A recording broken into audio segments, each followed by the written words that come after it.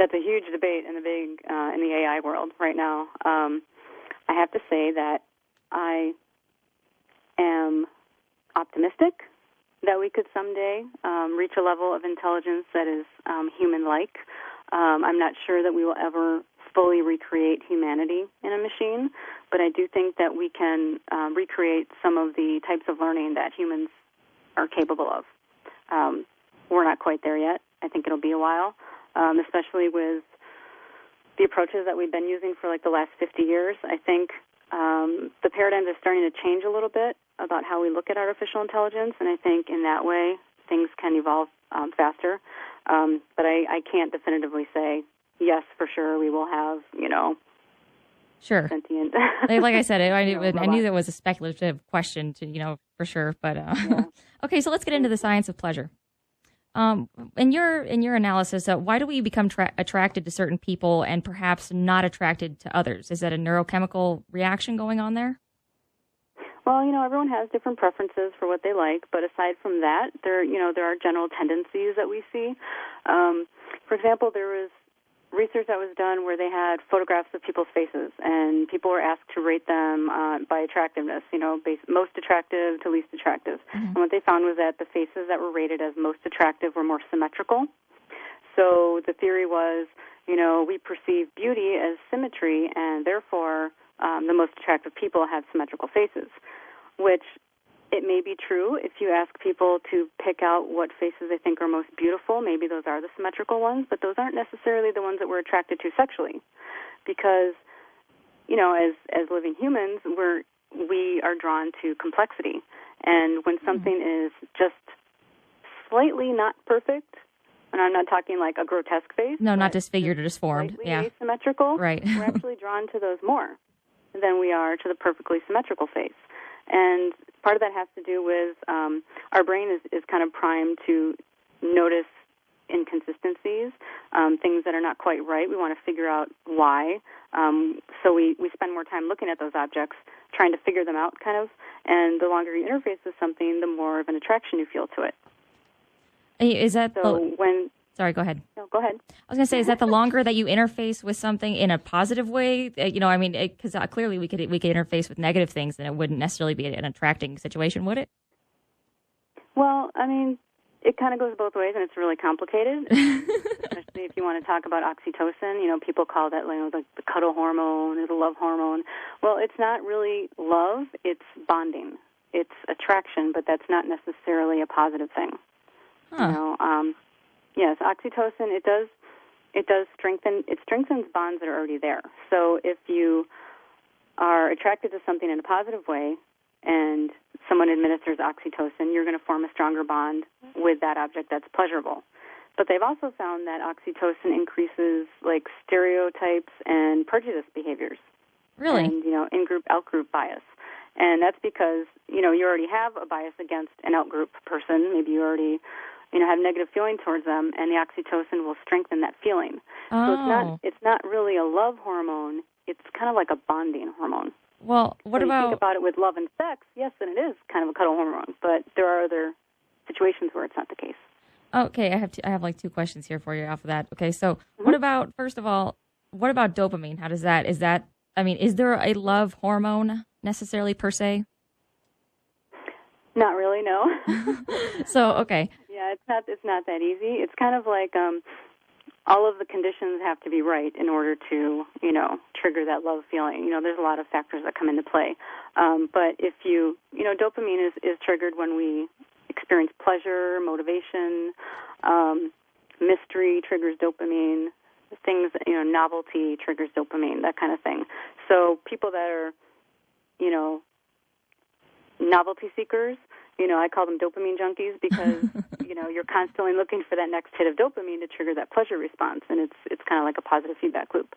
Now, when it comes to, dopamine and oxytocin, if you have a positive, pleasurable experience, let's say you meet someone that you find attractive and you like them, dopamine is triggered, you have that happy pleasure feeling.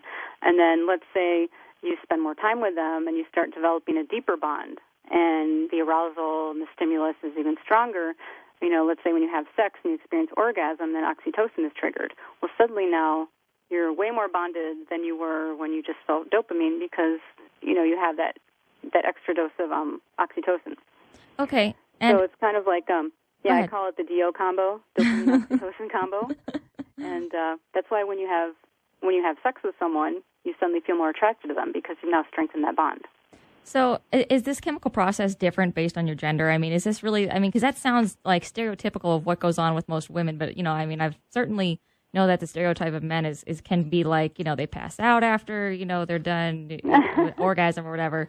So, is it really truly the same, like not gender specific, or are there different things going on depending on your gender or no? Or no, it's the same with men. I think the reason why maybe people think it's gender specific because of the male's behavior, but it doesn't mean they necessarily aren't bonded to that person. They may not have felt a strong pleasure response as far as the initial attraction. If they feel neutral about it, but they still want to have sex, they can kind of separate, pleasurable attraction, romantic feelings from the actual orgasm. But they're still going to have that oxytocin release regardless. So they're still going to be more bonded to that person than if they had not had intercourse. Clearly. Okay, Yeah. I see what you're saying there with that. Okay, so neurochemically speaking, no matter what your gender is, it's basically the same situations going on. I think I was reading in one of your articles, and correct me if I'm wrong, but I think it actually said that administering, what was it? It was administering oxytocin or something to a male can actually make him more feminine. What? That wasn't it, was it? I don't think so. No, that must have been a different article I was reading. Okay. So at any rate, how does each gender on a neurochemical basis then, do they differ after orgasm? I've heard that men actually release tryptophan in their brains after they orgasm. Is that true? Well, your brain can shut down after you have an orgasm, briefly, but that doesn't really have an effect on the bonding that you feel afterwards, because you're still gonna feel that attraction. The immediate afterwards really doesn't have that large of an effect on the whole entire process. And the brain shuts down briefly, but it obviously comes back online afterwards. When I'm talking about bonding over time, it's not necessarily just that one experience. It's that it's the cued stimulus response.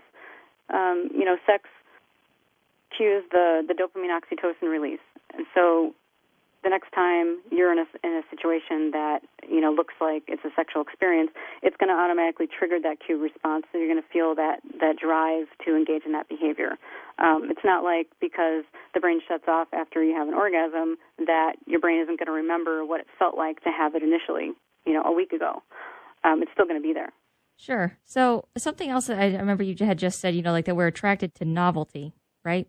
Mm-hmm. We're attracted to new things. So is it kind of counterintuitive that, we're in a society that's designed to meet somebody, get married, and be with them forever? Do we ever get, is it always going to respond that way when we're, with the same person forever? That's how society would plan it. Does that make sense? Yeah, I understand what you mean. I think the ideal situation, because, I haven't been perfect in my relationship, so, I understand the frustration. But, seeking novelty is not necessarily seeking multiple partners. You can be with one person and still experience novelty by engaging in behaviors that are, new and exciting. If you have the same exact routine every day, you're going to get bored. But if you engage in a variety of different activities and you're constantly growing and evolving, experiencing new things, that's still novelty. Yes, and yeah. In that way, I can see how people can be happy forever with one person.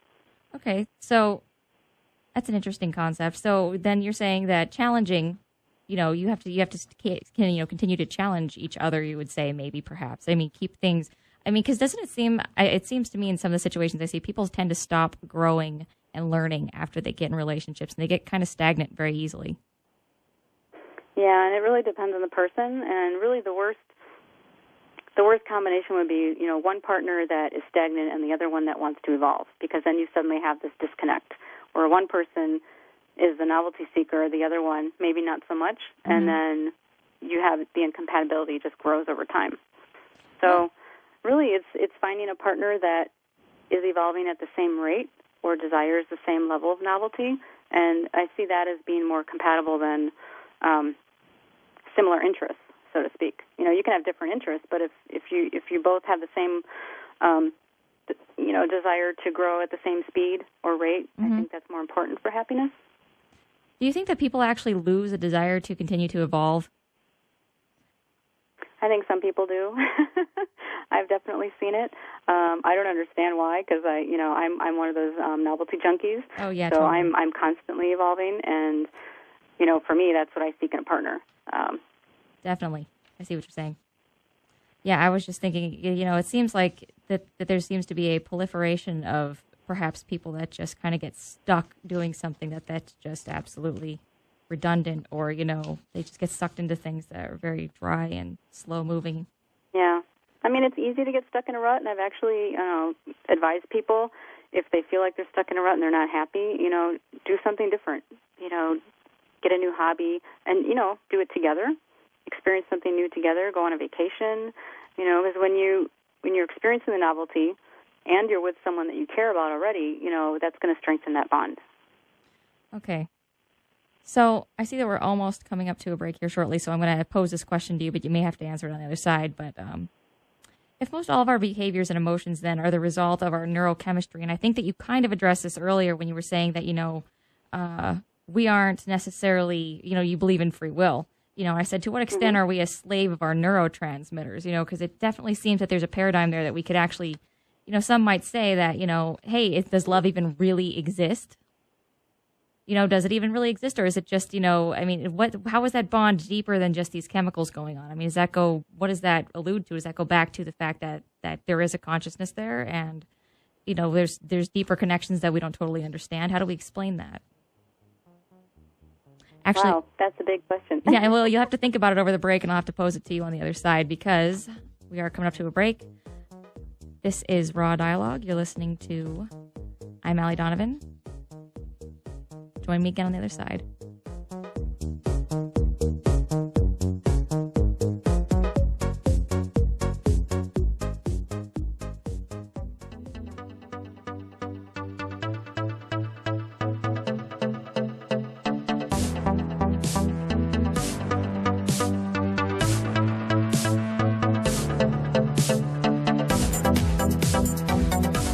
Okay, welcome back to the program. This is Raw Dialogue, and we're stimulating your mind in ways you never knew AM radio could every Saturday night, 9 to 10 p.m. on News Talk 720 KDWN. I am Allie Donovan.